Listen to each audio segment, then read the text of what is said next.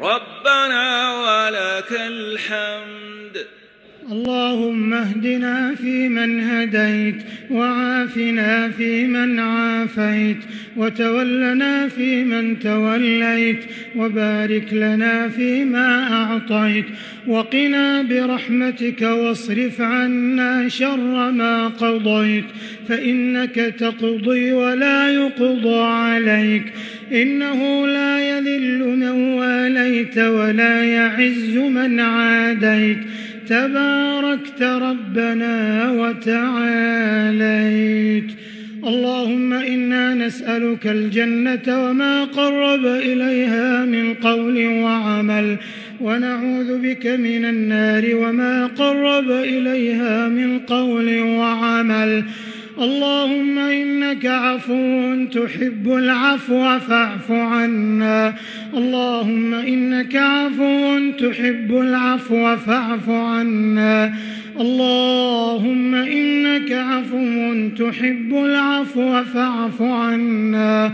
اللهم لك الحمد كما هديتنا للإسلام، ولك الحمد على ما مننت علينا ببلوغ شهر رمضان.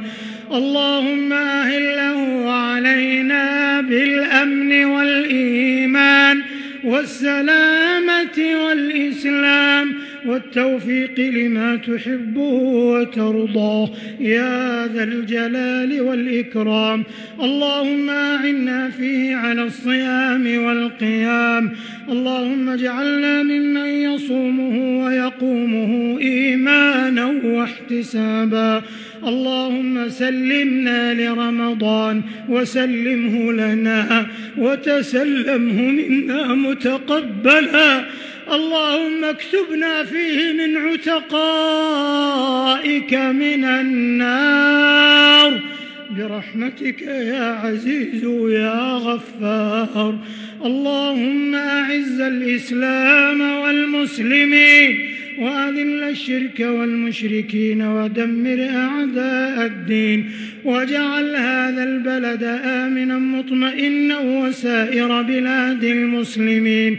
اللهم آمنا في أوطاننا، وأصلح أئمتنا وولاة أمورنا، وأيد بالحق إمامنا وولي أمرنا. اللهم وفقه وولي عهده لما تحب وترضى يا ذا الجلال والإكرام.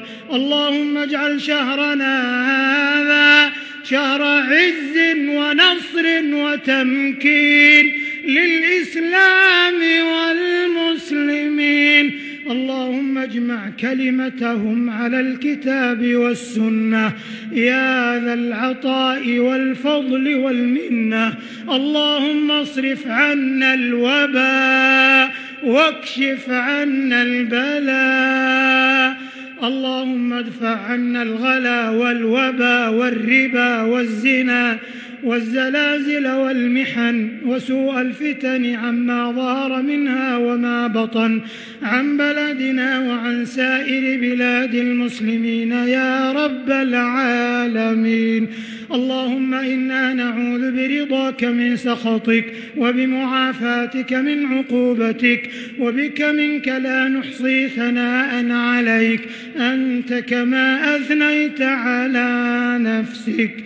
ربنا آتنا في الدنيا حسنة وفي الآخرة حسنة وقنا عذاب النار.